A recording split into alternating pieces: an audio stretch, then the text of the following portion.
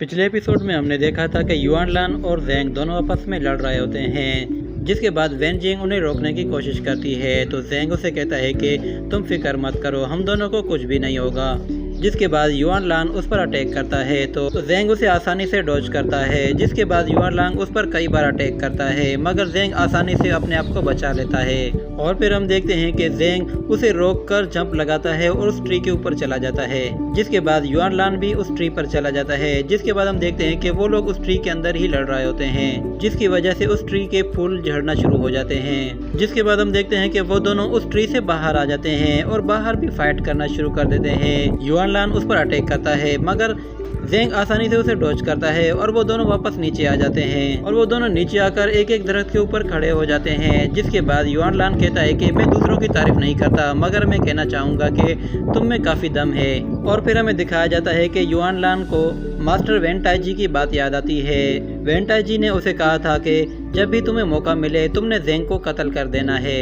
तो ये याद आने के बाद युआन लान कहता है कि अभी यहाँ पर कोई भी आसपास नहीं है, मेरे पास ये बहुत ही अच्छा मौका है। तो युआन लान के इस इरादे का ज़ेंग को पता चल जाता है और वो समझ जाता है कि ये मुझे मारना चाहता है। जिसके बाद युआन लान अपनी फुल पावर का इस्तेमाल करता है और अपनी सोर्ड से उस पर अटैक करता है। जिसके बाद हम देखते हैं कि युआन लान के अटैक को रोकने के लिए ज़ेंग ड्रैगन फ्रोस्ट पावर का इस्तेमाल करता है। जिसके बाद हम देखते हैं दोनों आपस में टकराते हैं। तो युआन लान अपना पूरा जोर लगा रहा होता है, मगर वो ज़ेंग का कुछ भी नहीं बिगाड़ पा रहा था। जिसके बाद हम देखते हैं कि ज़ेंग अपनी एनर्जी से उसके शोल्डर को जमा देता है।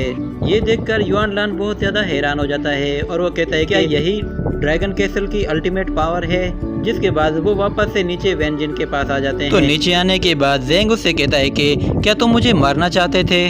तो ये सुनकर वैन जिन को एक झटका सा लगता है। जिसके बाद वहाँ पर अचानक से एक बूढ़ा शख्स भागता हुआ आता है। तो ज़ेंग उससे कहता है कि क्या हुआ, आप इतना घबराए हुए क्यों हैं। तो वो ज़ेंग को बताता है कि मास्टर को कुछ हो गया है।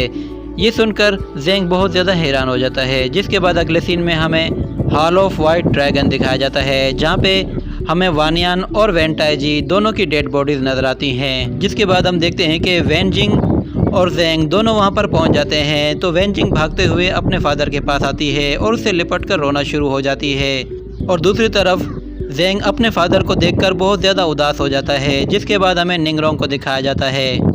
निंगरोंग यूमा से हमला करने के लिए कहती है, तो यूमा वैन जिन की तरफ हमला करने के लिए आगे बढ़ता है, मगर युआन लान उसे आते हुए देख लेता है और उस पर अटैक करता है और उसको रोक लेता है। जिसके बाद हम देखते हैं कि यूमा को हल्का सा पेन फील होता है, मगर वो दोबारा से अटैक करने के लिए आगे बढ़ता है। जिसके बाद ज़ेंग उसका हाथ पकड़ लेता है। जिसके बाद निंगरोंग उन्हें लड़ने से रोक लेती है। तो ज़ेंग निंगरोंग से कहता है कि आखिर यहाँ पर हुआ क्या है। तो निंगरोंग उसे बताती है कि तुम्हारे फादर को वेन ताइजी ने कत्ल किया है। तो युआन लान कहता है कि मेरे मास्टर का भी मर्डर इसी कैसल में हुआ है, क्या तुम इसका कोई जवाब दे सकती हो।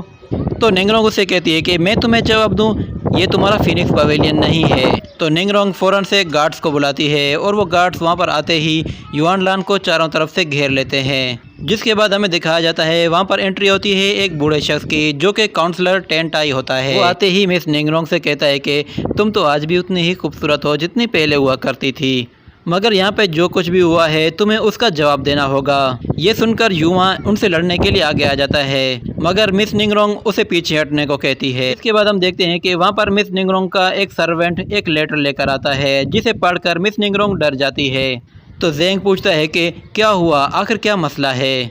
तो निंगरोंग टेन टाई से कहती है कि मेरे पास तुम्हारे लिए एक ऑफ़र है, तुम वेन ताइजी को अपने साथ ले जाओ और उसे अपने रस्मों के हिसाब से दफना दो, और वानियान को हम अपने रस्मों के हिसाब से दफनाएंगे, और हमारे बीच जो भी मसला है उसे हम बाद में सुलझा लेंगे।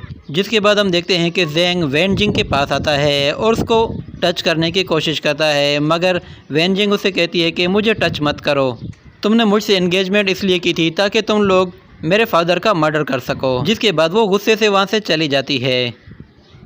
और फिर हमें दिखाया जाता है कि युआन लान अपने मास्टर को दफना रहा होता है और वो लोग एक बर्फीले इलाके में होते हैं। तो टेन टाई कहता है कि फ़िलहाल हमें वेन ताइजी को यहीं पर दफनाना होगा।